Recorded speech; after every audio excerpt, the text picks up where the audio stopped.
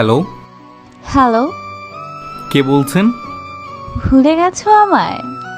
ও তুমি? চিনতে পেরেছো তাহলে? ভুলে যাওয়ার চেষ্টা করিনি তো কোনো দিন। কেমন আছো? যেমনটা তুমি রেখে গিয়েছিলে। কি করো তুমি এখন? কিছুই না। কিছু করো না কেন? কার জন্য করব? আপন বলতে তো কেউ নেই। বিয়ে করনি? না, করিনি। কেন? আগের মতো আর কাউকে ভালোবাসতে পারবো না। হয়তো তাকে আপন করে বেঁধে রাখতে পারবো না, হয়তো তাকে স্ত্রীর মর্যাদা দিতে পারবো না, তাই। আচ্ছা, তুমি কি এখনো আমাকেই ভালোবাসো? হয়তো বাসি, হয়তো বা না। বেকারত্ব অনেক অসহায়, তাই না? অনেক ভালো সম্পর্ক, অনেক ভালো সময়, সবকিছু সবকিছু যেন ভেঙে চুরমার করে দেয়। আচ্ছা, সেদিন তুমি আমাকে আটকালে না কেন?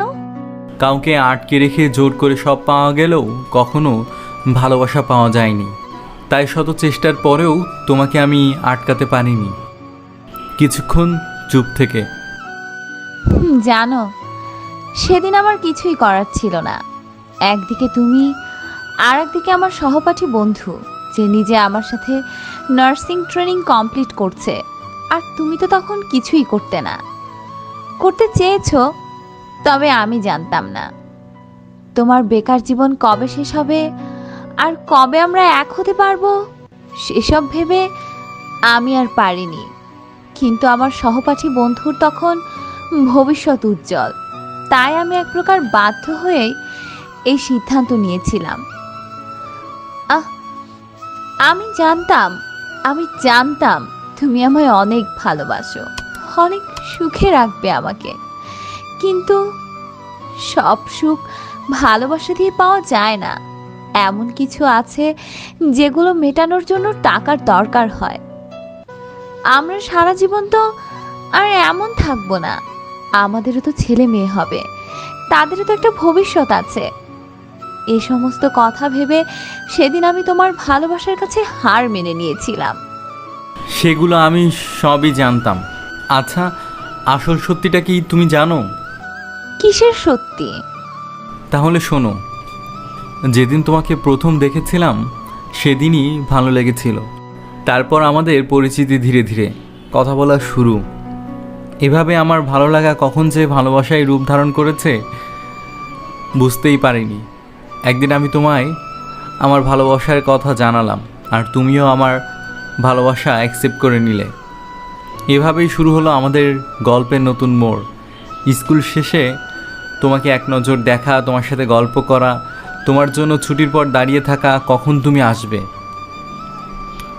তুমি জানো, যখন তোমাকে বিদায় দিতাম তুমি চলে যেতে, আমার মনে হতো মাত্র এটুকু পথ এলাম আমরা। আর তখনই আমি ভাবতাম, রাস্তার মোড়ের ওই ল্যাম্পপোস্টটা যদি একটু দূরে হতো তাহলে তোমার সাথে আরও কিছুক্ষণ থাকতে পারতাম। তারপর যখন আমি বাড়ি ফেরার জন্য এগিয়ে যেতাম তখন মনে হতো অনেক পথ এসেছি তোমার সাথে, যা তুমি পাশে থাকায় বুঝতে পারিনি। এখন বুঝতে পারছি, কারণ আমি একা পথে। এভাবেই কেটে গেল সে বছরটা। তারপর আমাদের মাধ্যমিক পরীক্ষা শেষ, নতুন করে 11-এ ভর্তির তোড়জোড় শুরু হলো। আর তুমিও আমার সাথে ভর্তি হয়ে গেলে। আর রোজ আগে যেতে কলেজে, বসতে তৃতীয় বেঞ্চে, আর অপরদিকে তৃতীয় বেঞ্চে আমি। আমরা প্রায় পাশাপাশি, শুধু মাঝে ছিল ছোট্ট একটা রাস্তা। আমি টিফিন নিয়ে আসতাম না বলে তুমি রোজ দুজনের টিফিন নিয়ে আসতে আর রোজ আমাকে খাইয়ে দিতে। আমার প্রথম দিকে কিছু মনে হতো না, তবে যখন থেকে আমি তোমাকে আমার অজান্তে ভালোবেসে ফেললাম তখন থেকে তোমাকে হারানোর একটা অজানা ভয় আমাকে তাড়া করে বেড়াতো। কিন্তু সেই ভয়টা যে আসলে কি সেটা তোমাকে বোঝাতে পারবো না। হয়তো এটাও বোঝাতে পারবো না কতটা তোমাকে ভালোবাসতাম। তবে এটা বলতে পারবো, যতটা ভালোবাসলে তোমার জন্য আমার জীবনটা বাজি রাখতে পারবো, ততটাই ভালোবাসা ছিল আমার মনে। তারপর থেকে আমি রোজ আগে কলেজে আসতাম, যাতে শুরু থেকে শেষ ক্লাস টিউশন তোমার সাথে থাকতে পারি। কারণ তোমার সাথে থাকলে আমার কেমন একটা ভালো লাগা অনুভব করতাম। কিছু সময় আবারও নিস্তব্ধতা। তোমার মনে আছে আমার জন্মদিনের ঘটনা? 17ই অক্টোবর। আমি টিউশনি পৌঁছানোর আগেই তোমরা চলে এসেছিলে। প্রবেশের পরই একজন আমার চোখ ধরেছিল। তারপর প্রথম তুমি আমাকে উইশ করেছিলে, স্ট্যাচু দিয়েছিলে প্রেমিক প্রেমিকার। সম্পর্ক এভাবেই গভীর হতে থাকে। অনেকগুলো দিন কেটে যায় এভাবে, আমাদের বয়সও বাড়তে থাকে। আমি বোঝাতে ঠিক পারবো না আমাদের ভয়টা কেমন ছিল। হ্যাঁ, আমার মনে হতো আমি তোমাকে হারিয়ে ফেলবো না তো, সেজন্য তোমার খেয়াল নিতাম। তুমি কি করছো, কই যাচ্ছ, তোমার সাথে কে কে আছে, কাদের সাথে আছো। আর তুমি যখন মামার বাড়ি যেতে তখন মনে হতো তুমি ঠিক আছো তো, কি করছো, তোমায় আবার কখন দেখব। আর এগুলা তোমার কাছে ছিল পাগলামি। তোমাকে এগুলা বললেই তুমি বলতে পাগল। আমি নাকি পাগল ছিলাম? হ্যাঁ, তোমার জন্য। কেউ যখন কল করতো আর বিজি পেতাম, আমি তখন তোমাকে জিজ্ঞাসা করতাম কে কল করেছে। আর তুমি ভাবতে আমি তোমাকে বিশ্বাস করি না, চরিত্র নিয়ে প্রশ্ন তুলিনি। আমি তোমাকে হারিয়ে ফেলার ভয় পেতাম, কারণ আমরা ছিলাম সমবয়সী। এভাবে কেটে গেল আরও অনেকগুলো দিন। এভাবে আমাদের উচ্চ মাধ্যমিক পরীক্ষা শেষ। তখন আমাদের মধ্যে দেখা সাক্ষাৎও কম হতো, কথা হতো শুধু ফোনে। এভাবে বাড়তে থাকলো দূরত্ব। তবু আমি ভেবেছিলাম এটা ক্ষণিকের, যেটা তুমি বলতে সব সময়। আর তখন আমি ভেবেছিলাম কিছু একটা করতে হবে, যত তাড়াতাড়ি সম্ভব। তাই আমি বাড়ি তোমায় ছেড়ে অনেক দূরে চলে গেলাম, যে কিছু একটা করে নিজেকে প্রতিষ্ঠিত করব। তখন হয়তো এই দূরত্ব আর থাকবে না। কিন্তু কি হলো ভাগ্যের পরিহাস, তোমায় ছেড়ে কাজের জন্য বাইরে গেলাম, ব্যস্ত হয়ে পড়লাম। সারাদিন অফিস, একটু নাস্তা করে বিকালে তোমাকে কল করতাম। আগের মতো সময়ও দিতে পারতাম না তোমাকে। এভাবে দূরত্বটা অনেক বেড়ে গেল আমাদের মাঝে। তারপর এগিয়ে গেল সেই দিন, যেটা আমি কোনোদিন ভুলতে পারবো না। সেদিন ছিল 29 জুলাই, যার 2 দিন পর তোমার জন্মদিন। আমি বাড়ি ফিরছিলাম। আমি অনেক কিছু ভেবে রেখেছিলাম দিনটাতে, কিন্তু দেখো সেই দিনই তোমার আর আমার সম্পর্কের রীতি। খুব কষ্ট হচ্ছিল, ক্ষণিকের জন্য মনে হয়েছিল এই জীবনটাই রাখবো কি না, রেখে কি হবে, এটা সেটা কত কি। সেদিন সেটা করতে পারিনি, শুধু তোমার কথা ভেবে। আমি চলে যাওয়ার পর যদি তোমার কিছু হয় এটা ভেবে, পরিবার মা বাবার কথা ভেবে।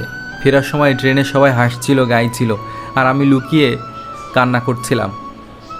ভেবেছিলাম ঠিক হয়ে যাবে কিছুদিন পর, আমরা হয়তো আবার আগের মতো হয়ে যাব।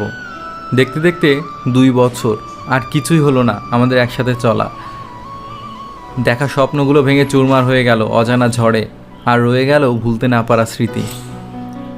তুমি জানো, আজও যখন তোমার কথা মনে পড়ে হারিয়ে যাই তোমার মাঝে, খুঁজতে থাকি পুরনো তুমিটাকে। আচ্ছা, তোমার কি মনে আছে যখন আমরা একসাথে বাসে পাশের সিটে বসে আসতাম, 40 মিনিটের পথ যেন 10 মিনিটে শেষ হয়ে যেত। খুব মনে পড়ে যায় সেই দিনগুলো। জানো, আমি যখন তোমার বাড়িতে যেতাম আর মা, চাচি, মা, বোনদের সাথে কথা বলতাম, খুব ভালো লাগতো। মনে হতো পরিবারেরই একজন খুব ভালোবাসতেন আমাকে। খুব মিস করি। তোমাকে কোনো উপহার দিতে পারিনি তেমন করে, তবে তুমি জানো তোমার জন্য অনেকটা ভালোবাসা জমেছিল। তুমি আমাকে যে উপহার দিয়েছিলে সেটা আমি আজও রেখে দিয়েছিলাম তোমার শেষ স্মৃতি হিসাবে। তুমি জানো তোমাকে খুব দেখতে ইচ্ছে করতো, ভিডিও কল করি, একটু কথা বলি, কিন্তু তুমি নিজেই সেই সব পথ বন্ধ করে দিয়েছো, তাই পারি না আর কল করতে। জানো, আমি তোমাকে অনেক ভালোবাসতাম, তোমাকে বোঝাতে পারিনি আমার ভয়গুলো, সেটাকে বুঝতে দেইনি। তুমি সবসময় ভুলটা বুঝে গেলে। তুমি ভাবতে আমি সন্দেহ করি। আমি তোমার চোখে কান্না সহ্য করতে পারতাম না, সবসময় তোমার মুখে হাসি থাকবে। তাই সেদিন তুমি যখন কান্না করতে করতে বললে তুমি আমার থেকে মুক্তি চাও, আমি সেদিনই বুঝতে পেরেছি তুমি আমার সাথে সুখী হতে পারবে না, আর আমিও পারবো না আমার জন্য তোমার কষ্ট পেতে হবে এটা দেখতে। তাই তোমাকে খারাপ কথা বলতাম যাতে তুমি ঘৃণা করো আর আমাকে ভুলতে পারো। কথাগুলো শুনে তুমি যতটা কষ্ট পেতে, কান্না করতে, তার থেকে অনেক বেশি কষ্ট আমি পেতাম। আমি কান্না করতাম ফোন কেটে দেওয়ার পর, অনেক কান্না করতাম। মনে হতো এই ছুটে গিয়ে জড়িয়ে ধরে বলি ভালোবাসি তোমায়, অনেক ভালোবাসি। আর তখনই তোমার একটা কথা মনে হতো আর ভাবাতো তুমি আমার কাছে ক্ষণিকের সুখ পেলেও সারা জীবনের জন্য সুখী থাকবে না। আর দেখো সেইটা আজ, তুমি অনেক সুখী। ভেবো না আমার হিংসা হচ্ছে, আমার খুব ভালো লাগছে, কারণ তোমায় হ্যাপি দেখলে আমিও হ্যাপি। জানো, তোমার কিছু ছবি এখনও আমার কাছে আছে, আমি এখনও দেখি, উত্তর পাবো না, তবুও কথা বলি তাদের সাথে, আর বলি আমি শুধু তোমাকে ভালোবাসি। আজও অপেক্ষা করি তোমার জন্য পাগলি। আমাকে তুমি ক্ষমা করে দিও। পরিস্থিতি আমাকে বাধ্য করেছিল। হ্যাঁ, আমি তোমার সাথে অন্যায় করেছি। আমি তখন অন্যজনের ভালোবাসাতে আসক্ত ছিলাম, তাই তোমার ভালোবাসা কেয়ারগুলোকে বুঝতে পারিনি, মূল্য দেইনি, বিরক্ত লাগতো। প্লিজ আমাকে ক্ষমা করে দিও। যাই হোক, আজ রাখছি। তুমি ভালো থেকো। জানি না আর কথা হবে কিনা, তবে যদি পারো জীবনটাকে নতুন করে শুরু করো।